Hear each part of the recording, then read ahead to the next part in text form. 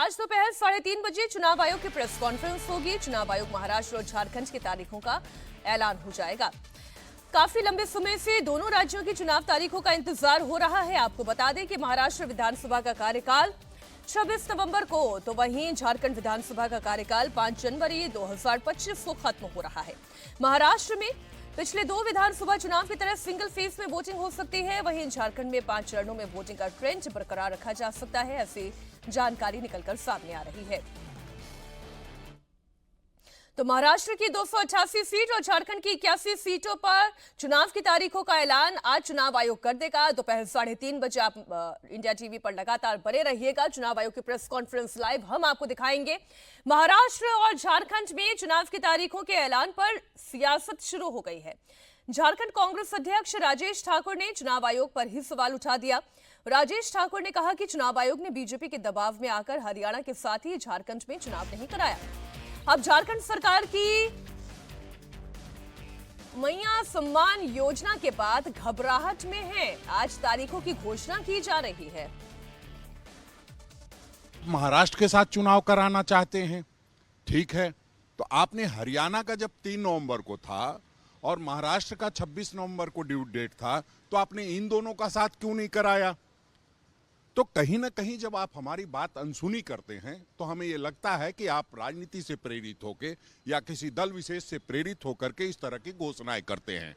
फिर भी हम ये कहते हैं कि चुनाव आयोग का सम्मान करते हुए हम पूरी तरह से तैयार हैं और हमारी तैयारी को देखते हुए घबराहट में लिया गया ये फैसला है, क्योंकि लोग जानते हैं कि जब जो लोग 2100 देने की बात कर रहे थे, माँ बहनों को जब 2500 रुपये देने की बात हो गई, तो उसको कैसे जल्दी से जल्दी रोका जाए, और उसका सहारा चुनाव आयोग बन रहा है।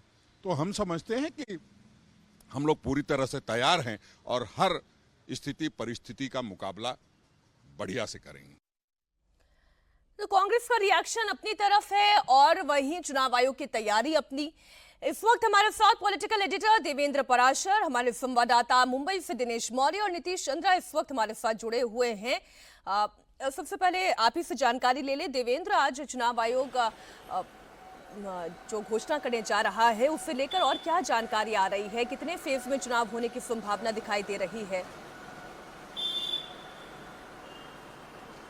और महाराष्ट्र और झारखंड के साथ उपचुनाव जो 47 लगभग होने हैं, 3 उसमें लोकसभा है, 47 विधानसभा है, इन सबका ऐलान आज चुनाव आयोग करने वाला है 3:30 बजे।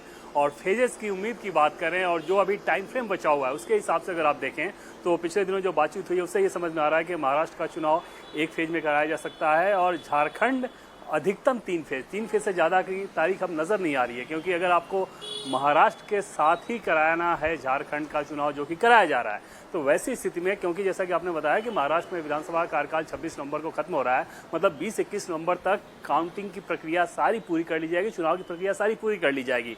तो ऐसे में जो 28 से 45 दिन का गैप देना होता है, कम से कम 28 दिन या ज़्यादा से ज़्यादा 45 दिन, तो उस गैप के हिसाब से अगर आप देखें तो लगता नहीं कि झारखंड में 3 से ज़्यादा फेज में चुनाव हो सकता है। लेकिन निश्चित तौर पे चुनाव आयोग के ऐलान का इंतजार रहेगा कि आखिर 3:30 बजे वो किन तारीखों का ऐलान करता है। लेकिन दूसरी चीज़ जो कही जा रही थी राजनीतिक दलों द्वारा कि महाराष्ट्र के साथ क्यों कराया जा रहा है, पिछली बार भी अगर आप देखें तो झारखंड का चुनाव महाराष्ट्र के साथ ही हुआ था और उस लिहाज से इस बार भी ये तय माना जा रहा था पहले से ही कि महाराष्ट्र और झारखंड दोनों विधानसभा चुनाव एक साथ होंगे। उसकी बड़ी वजह ये रहेगी कि हम सभी जानते हैं कि शीतलहर का प्रकोप बहुत प्रभावित करता है, चाहे बिहार हो, झारखंड हो, उन सारे पूर्वी राज्यों को। तो वैसे कंडीशन में दिसंबर में वहाँ चुनाव कराया जाना निश्चित तौर पे मतदाताओं के लिहाज से भी मुश्किल होता है, इसलिए चुनाव आयोग ने यह फैसला किया है कि एक साथ चुनाव कराया जाए और 26 नवंबर से पहले करा लिए जाए। नहीं, जेएमएम तो देवेंद्र आरोप ये लगा रही है कि बीजेपी को तो कल ही ये पूरी जानकारी मिल गई थी, इलेक्शन कमीशन कठपुतली की तरह काम कर रहा है।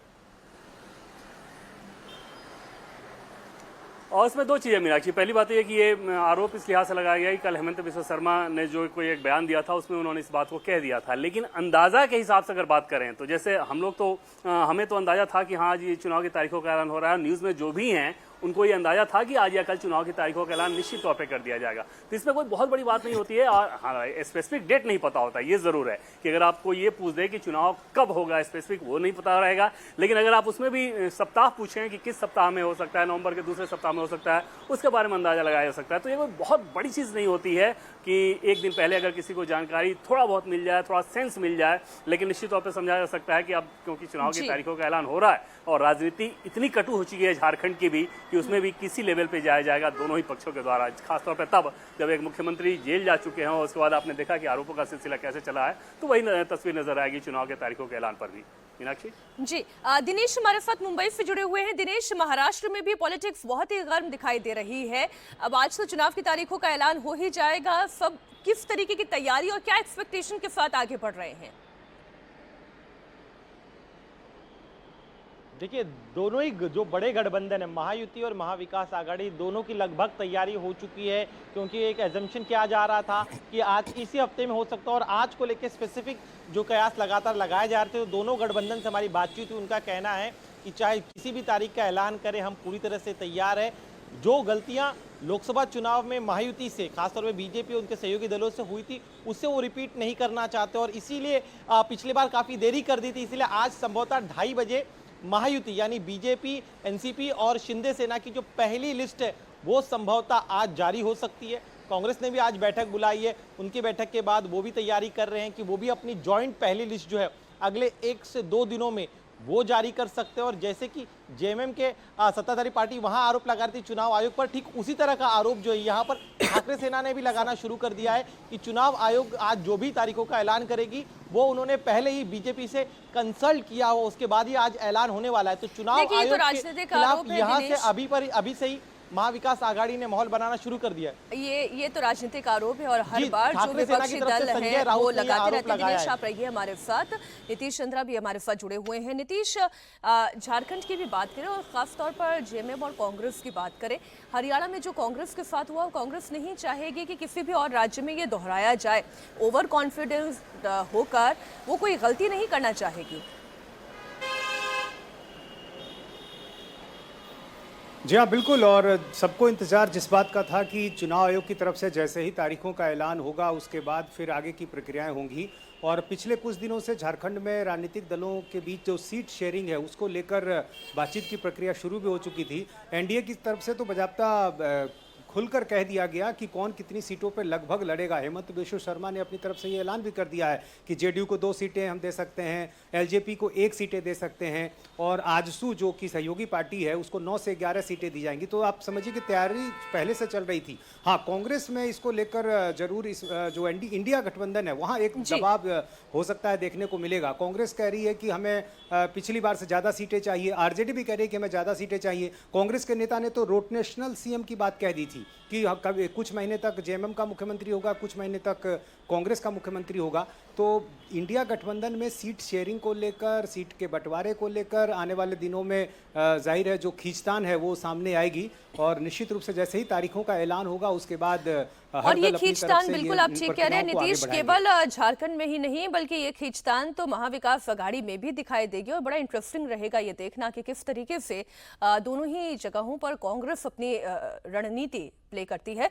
बहुत शुक्रिया आपका सभी का पूरी जानकारी के लिए।